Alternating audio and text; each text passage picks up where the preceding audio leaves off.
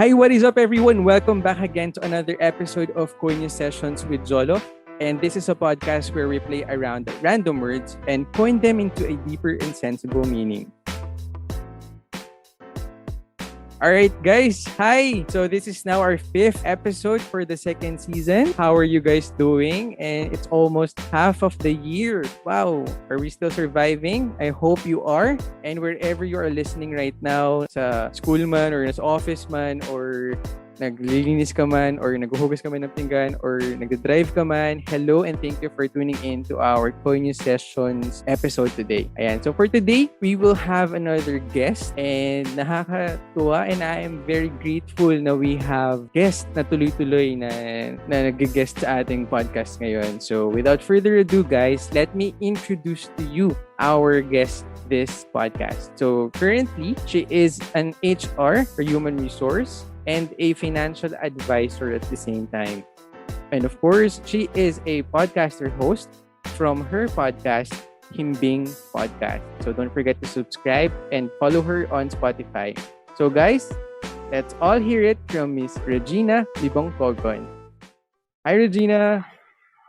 Hi, Jolo. Hi, everyone.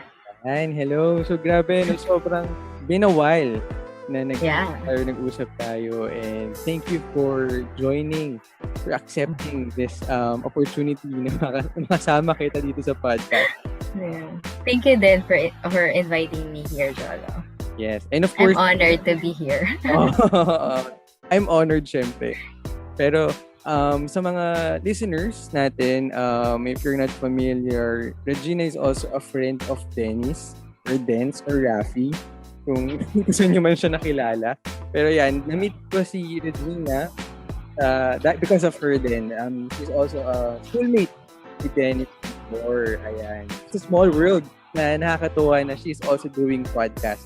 Kaya, mag-ines natin that today. So, Regina, ready ka na ba for our new session tonight? Yes, I'm ready.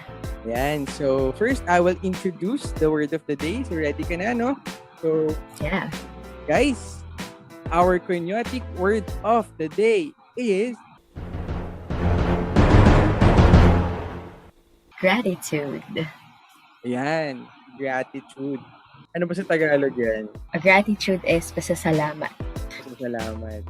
Gratitude, let's talk about gratitude. So, how will Miss Regina Libongcogon define gratitude? Okay, gratitude for me personally is a perspective that was able to let you see the good things in life and also to appreciate how little or how more or how big you have. Gratitude is personally what keeps me grounded din dahil, since we're in a pandemic, we may find a lot of reasons to not to be thankful. Pero when you are gratitude, you're grounded. You're taking or seeing things in a different light. Yeah. So, gratitude in a way that we are thankful for the small things. Nabanggit mo nga earlier with the pandemic right now. Gratitude is parang we're still alive. Ang gandang way siya to realize that you're still alive and you're still thankful for that. Yeah, speaking of being alive, Jolo, no. So since you already informed me of our coin your words beforehand, so I've been meditating with the word gratitude then kasi for the past few weeks. So with that, I just want to share to you and your listeners that that the story of Job is what came to my mind. Yeah. With that word kasi diba, Job lost a lot of things, his family, his job, his friends even. Nung nabasa natin yung kwento ni Job, there is a conversation between Satan and Jesus, and that Jesus, pinahintulutan niya lahat ng nangyari kay Job, but there's one condition left. dapat hindi papatayan si Job. Yan, diba? And with what you said earlier, that we are grateful kasi we're alive, we're breathing, ganyan.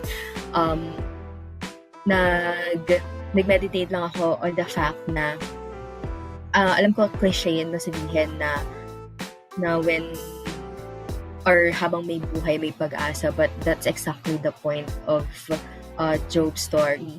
Hindi siya hinayaan ni Lord na mawalan ng buhay kasi He will turn things around even though merong mga bagay na binigay sa kanya or may mga pain and losses na binigay sa kanya. Yes, exactly. And the story of Job talaga is sobrang nice na parang if you are losing hope, just try to look at Job na siya nawalan siya ng mga mahal niya sa buhay, nawalan siya ng mga gusto niyang na dapat niyang pinapasalamatan. Pero tayo, if we will compare our lives to Job or to him, parang looking at him, parang wow, paano niya na-manage yun na hindi siya nagalit kay Lord despite of those things. Pero tayo, minsan hindi tayo nagiging appreciative or hindi tayo marunong maging grateful sa mga things na nandyan na sa atin na we are blessed, di ba? Yeah.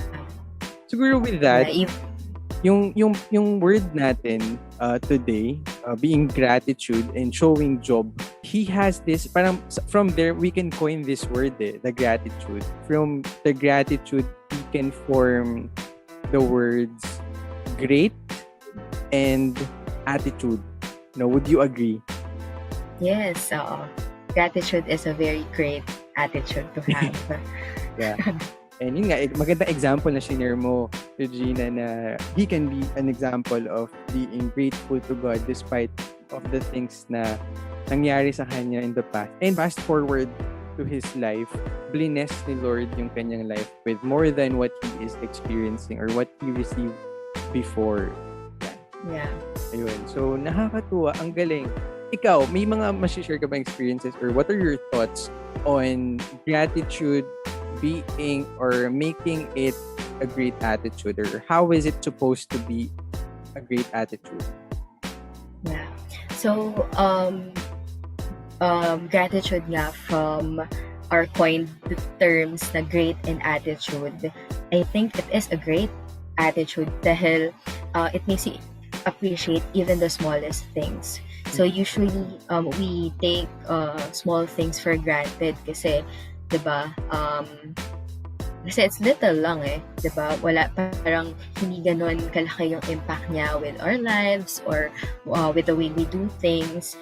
Pero with that's what great about gratitude kasi na yung perspective mo tina-turn around niya Hindi porket that's a small thing. Little lang din yung maibibigay niyang joy sa'yo or opportunity sa'yo, ganyan. But when we start to appreciate the smallest things, magdo-domino effect yan with how we view life in its entirety, diba? That's true.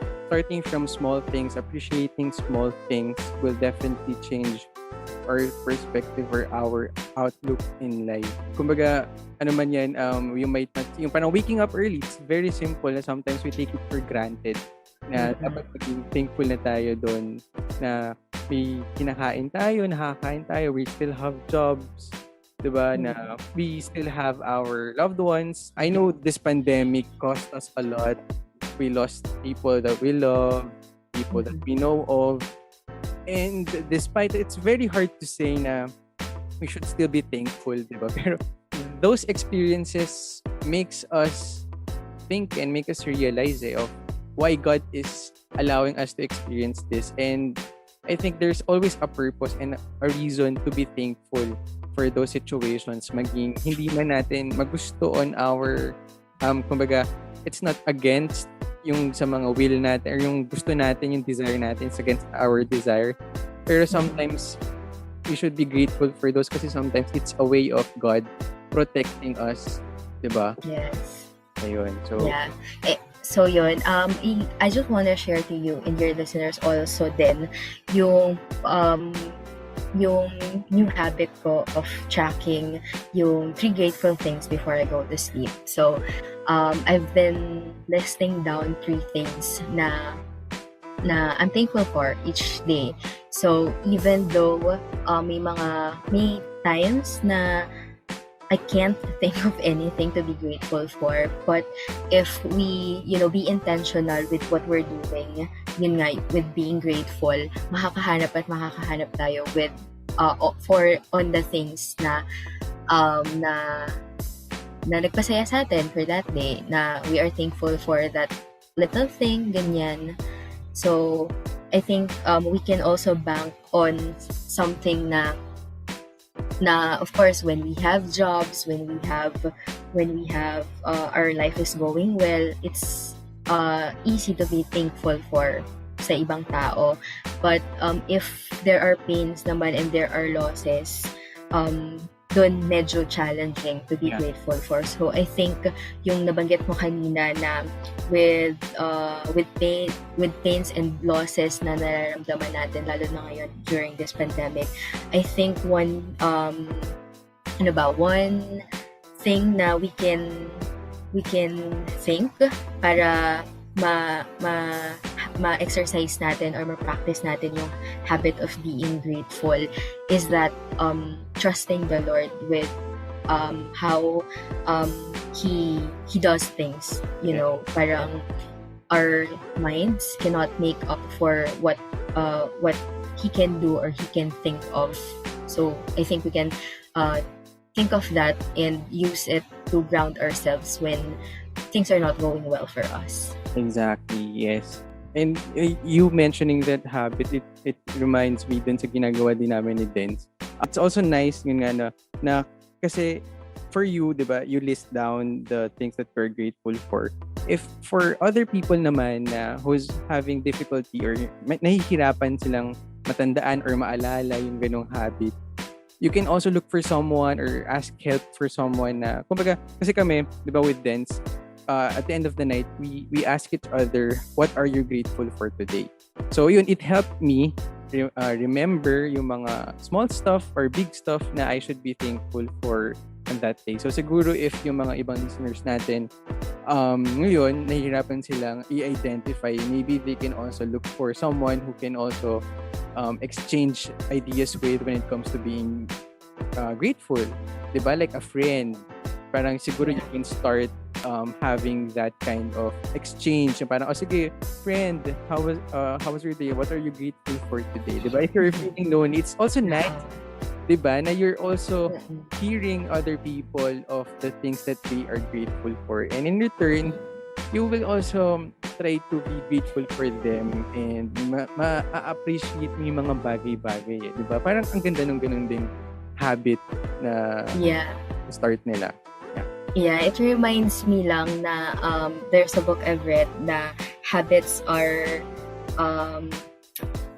more easier to do when you have someone helping you do it. Then so it's very great na yun nga, then you and Dennis are exchanging things that you are grateful for. So I guess if tayo bilang sa sarili natin, kasi ako wala akong kausap. So, susulat lang ako. But when we have someone to talk about it, mas nagiging easier yung job and hindi siya, hindi siya magiging task or work for you na pinapahirapan ka lang yan.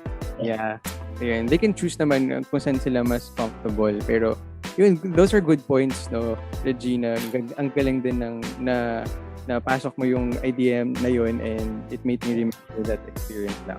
Ayan. So, I'm grateful for that as well. Ayan. Application agad.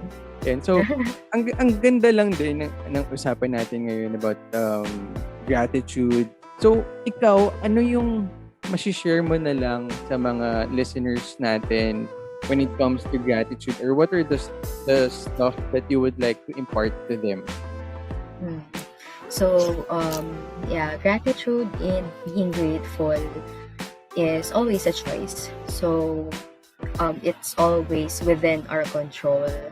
And kasi when we choose to have a thankful heart, kung ano yung meron tayo, it it turns out to be enough eh.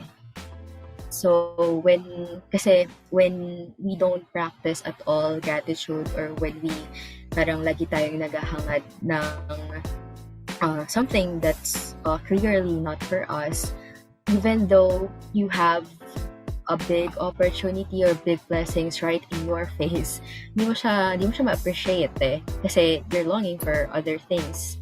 And I guess na one thing, or one final thing that I want everyone, you guys listening to Jolo's podcast, na to practice being grateful for all the small things. And ayun, it's a choice kasi.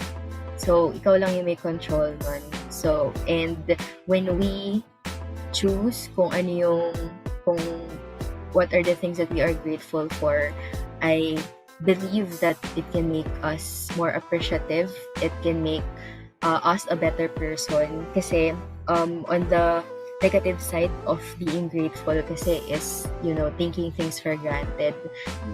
And we know that taking things for granted is sad regret. So I do not want you guys to have those things na you will regret something. Kasi if you cannot see what its value for you right now, kung ano man yung person na yan, or things, or opportunities, if you do not see the value of this in you right now, pwedeng mawala yan sa'yo, and dun mo lang ma-realize yung value. So let's not make it happen, diba? Let's always practice and choose to be grateful for every time, even the little things.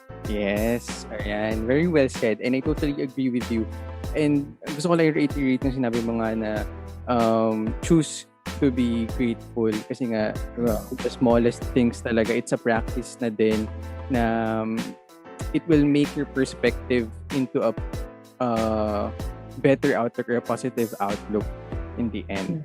Ayan. So, I also really like with what you said when it comes to the taking things for granted. I think this